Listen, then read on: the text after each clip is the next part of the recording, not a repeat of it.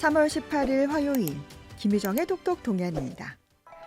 경북의 자살률이 전국 평균보다 높아서 지역사회 차원의 적극적인 대처가 필요하다는 지적입니다. 우리복지시민연합 은재식 사무처장과 자세한 내용 알아보죠. 안녕하세요. 네, 안녕하세요. 네, 우리 지역의 자살과 관련한 통계 자료를 분석하셨는데요. 이 자살률이 전국 평균보다 높게 나타났다고요? 예, 그렇습니다. 우리 복지시민연합이 조사해 보니까요. 네. 2024년 작년 잠정치 통계로 경북은 770명이 자살한 것으로 드러났고요. 네. 이런 11시간에 한 명꼴로 하루 2.1명이 스스로 세상을 떠났다는 충격적인 수치인데요. 네. 경북은 2022년 699명에서 2023년 781명으로 81명 급증했다가 2024년 11명이 감소한 770명으로 조사되었거든요. 네. 2024년 대비 소폭 감소했으나 2022년을 기준으로 보면 계속 증가하는 추세입니다. 네. 2023년 기준으로 전국 시도별 연령 표준화 자살률을 보면 인구 10만 명당 전국 평균이 22.7명인데 네. 경북은 25.8명으로 3.1명이나 높게 나왔고요. 대체로 빈곤한 노년층의 자살률이 높은 편인데 네. 경북의 고령화 지수가 높은 것이 영향을 미친 것으로 판단되는데요. 네. 대구도 전국 평균보다 1.7명 높은 24.4명으로 조사되어 경북과 더불어 대구시도 자살 예방 정책에 빨간불이 켜진 상태입니다. 네.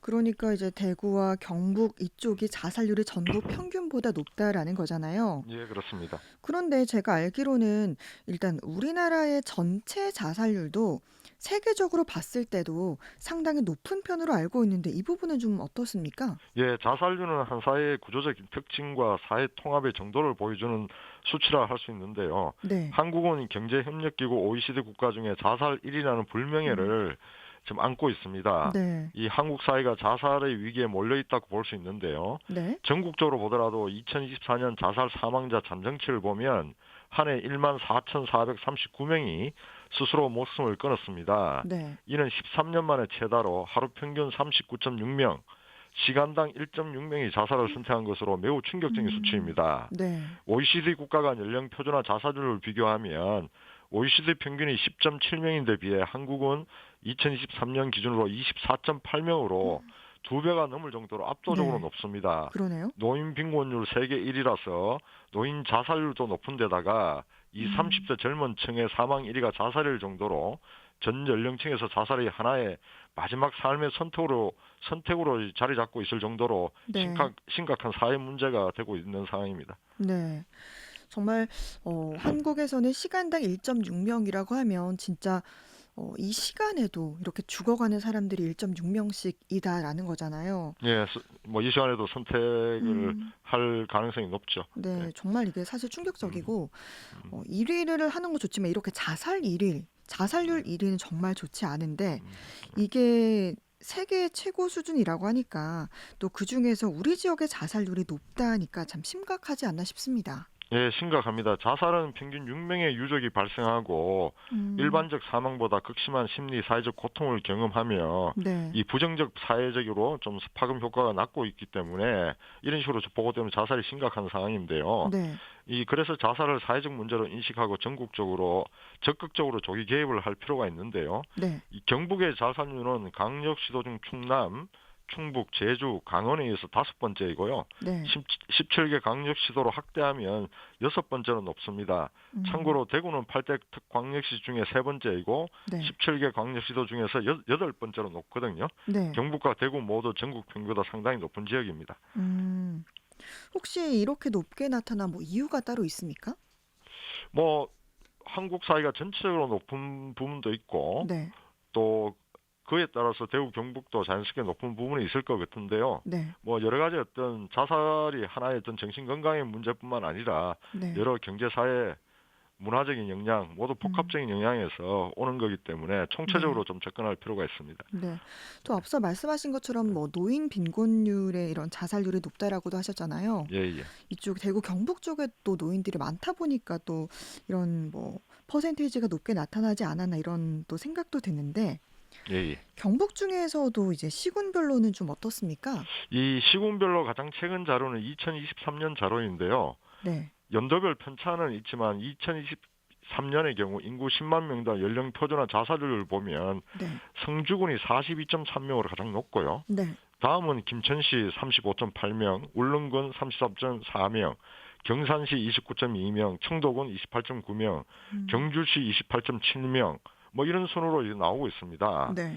또한 2022년 대비 2023년 가장 증가한 지역은 울릉군이 오. 25.5명으로 가장 많이 증가했고요. 네. 다음으로 김천, 뭐 경산, 포항 남구, 포항 북구 뭐 이런 순으로 증가했기 때문에 이들 지역은 특단의 조치가 필요한 지역이라고 말씀드릴 수 있고요. 네. 반면에 또 2022년 대비 2023년 감소한 지역은 네. 영덕군이 27.6명으로 가장 많이 감소했고요. 음. 영천, 의성, 청송 순으로 감소폭이 컸는데 네. 경북의 같은 경우에는 이 매년 수치가 들쑥날쑥하는 그런 측면이 좀 있습니다. 음. 네. 그러면 이런 상황에 대해서 정부에서는 자살 예방을 위해서 어떤 노력을 하고 있는지 궁금해요. 예, 정부는 2024년부터 21년간 국가 자살 예방 5개년 기본 계획을 수립해서 지금 추진하고 있는데요. 네. 가장 최근에 했던 자살 예방 기본 계획이 2023년 4월에 시행되었고요. 네. 그 계획에 의하면 2027년까지 자살률을 30% 감소시키겠다 이렇게 밝혔는데 네. 현재 추세로 보면 감소는커녕 오히려 대폭 증가하고 있는 상황이고요. 네. 이런 정부의 대책에도 불구하고 실제 현장에서 제대로 정책이 작동하지 않는 것 이게 큰 원인이다 이렇게 보여지는데요. 음. 물론 정부도 노력하고 있다고 보여집니다. 지난해 자살 상담 전화를 109로 통합해서 네. 했지만 인력과 예산을 충분히 투입하지 않다 보니까 여전히 실효성이 좀 문제가 실효성이 어떤 나타나지 않고 있는 이런 문제가 있는 것 같고요. 네. 또 2022년 자살 예방법이 개정되어 경찰과 소방이 당사자의 동의가 없어도 의무적으로 자살 시도자의 정보를 자살 예방센터 등에 제공해서 필요한 서비스를 받도록 했으나 네. 제도적 인력 등의 한계로 자살 예방의 한계를 좀 드러내고 있다. 음. 한마디로 보면 제도는 있지만 네. 제대로 정책이 집행되지 않고 있어 인력과 아. 예산의 집중 배정이 무엇보다 절실한 상황입니다. 네. 그러니까 뭐 정부에서도 뭐 109를 한다거나 네. 이렇게 뭐 제도적으로는 좀 준비를 했지만 예산이라든가 인력의 한계에 있어서 집행이 잘 되고 있지 않다 이런 지적 말씀해 주셨는데 지방 정부 차원에서는 좀 따로 대책을 마련하고 있지 않습니까?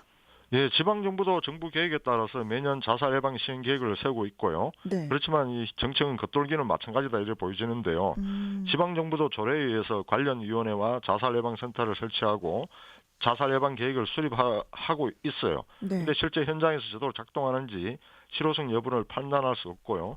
또 관련해서 지방 정부 차원에서도 공개하는 자료도 거의 전무하거든요. 네. 주로 언론을 통해서 특정 시기 자살 예방 캠페인을 하는 것이 네. 고작일 정도로 좀 보여주기식에 가깝다 이렇게 보여지고요. 자살률이 높음에도 선거에서 뽑힌 단체장들은 이 적극적인 대책 수립보다 좀 숨기거나 시시하는 경향이 강한 것이 오히려 더 큰 문제가 아닌가 이렇게 보여지는데요. 네. 경북에서 한 해 770명 이상 자살한다는 충격적인 수치가 나와도 이 말만 이 지방정부 같으면 안전사에 얘기하지 근본적인 대책 마련의 의지조차 없어 매우 좀 실망스러운 상황인데요. 네. 경북은 특히 이제 절출생과의 전쟁을 좀 선포하고 있잖아요. 네네. 그런 수준에 준해서 자살률을 낮추려는 정책을 제시해야 한다고 봅니다. 네. 그러니까 보여주기식 정책보다는 정말 실효성 있는 그런 정책들이 필요하다 이런 말씀해 주셨는데 우리가 좀 참고할 만한 그럼 해외에서도 이런 좀 자살 대응 모범 사례가 있지 않습니까? 그렇죠. 이 해외 사례에서 우리가 답을 좀 찾을 필요가 있는데요. 네. 자살 시도자에 대한 관리를 예를 들면 네. 제가 위에서 방금 말씀드린 것처럼 2022년 자살 예방법 개정 이후에 네. 당사자 동의가 없어도 경찰과 소방은 자살 예방 센터 등의 관련 기관에 정보를 제공해야 한다고 말씀드렸잖아요. 네. 근데 언론 보도를 보니까 센터에 의뢰된 자살 시도자 중에 도움을 받은 비율은 2023년에 고작 33%에 불과하거든요. 네. 센터에서 보통 자살 시도자에게 연락할 때 문자로 네. 서비스를 받겠냐 이렇게 물어보는데요. 네. 전혀 모르는 곳에서 오는 문자에 적극적으로 응할지 매우 의문스러운 상황입니다. 네. 근데 대만은 센터가 경찰을 통해 자살 시도자 등 고위험군에 대한 정보를 접하면 네. 일주일 내에 집으로 직접 찾아가 이야기를 들어준다고 아. 하고요. 네. 일본도 지자체 공무원이 직접 방문해 자살 시도자의 스트레스 요인 등을 조사하고 그 결과를 네. 필요한 도움을 받도록 연계하고 있거든요. 네. 또한 일본은 우리와 달리 지자체별 자살자 수뿐만 아니라 네. 자살 원인, 동기, 직업 이런 것들을 상세히 공개하고 있다 보니까 네. 이에 대한 자살 예방 대응력이 대단히 높다고 보여지고요. 네. 미국도 2022년에 10자리인 자살 상담 전화를 911과 좀 비슷하게 988로 통합하면서 상담 인력 보강을 위해서 예산을 대폭 증가시켰거든요. 네. 우리나라의 자살 예방 정책은 외형적으로는 다 있는데 네. 실상은 부실하다 보니까 결국 OECD 자살 일어나는 불명예를 계속 안고 가지 않나 이렇게 생각해 봅니다. 네. 어떻게 보면 이렇게 좀 대처하는 부분에 있어서 해외에서는 좀 더 적극적으로 뭐 원인이라든가 동기, 예방을 좀 적극적으로 대응했던 부분이 있는데 그런 부분들이 좀 미흡하다라는 지적인 것 상당히 같습니다. 우리나라는 뭐 부실하고 최근에 조금 보완은 됐지만 네. 여전히 좀 한계가 있다 이렇게 음. 말씀드릴 수 있을 것 같아요. 네. 그런 부분들은 좀 더 보완이 필요해 보이고요. 정부와 지방 정부에서 정말 보다 적극적으로 이런 자살 문제 해결에 나서야 할 것 같은데 이제 끝으로 더 남기실 말씀 해주시죠. 현재 정부와 지방 정부의 자살 예방 정책으로는 이 자살 증가세를 꺾을 수 있을지 의문인데요. 자살은 이 정신 건강뿐만 아니라 사회, 경제, 문화적인 다양한 요인이 얽힌 복합적인 문제의 결과이거든요. 네. 정부와 지방 정부는 정신 건강 관련 특정 부서를 지금 컨트롤 타워로 하고 있지만 이 부서에서 다룰 단계를 지금 현재는 넘어선 거로 보여지거든요. 범정부, 범지방정부 차원으로 올려서 실질적으로 자살률을 낮추는 목표를 세우고 좀 추진할 필요가 있고요. 이 자살로부터 안전한 사회, 시민의 생명을 살리는 사회는 구호만으로 달성할 수 없기에 좀 지방정부가 절대절명의 과제로 인식하고 자살률을 낮추기 위해서 목표를 세우고 인력과 예산을 과감히 투입해서 좀 의미 있는 변화가 앞으로 있었으면 하는 기대를 해봅니다. 네. 정말 자살률이 높다는 거 국가 위기이자 지역 위기입니다. 이 자살 문제 해결에 적극적인 대응이 필요해 보입니다. 우리복지시민연합 은재식 사무처장과 함께했습니다. 고맙습니다. 예, 감사합니다.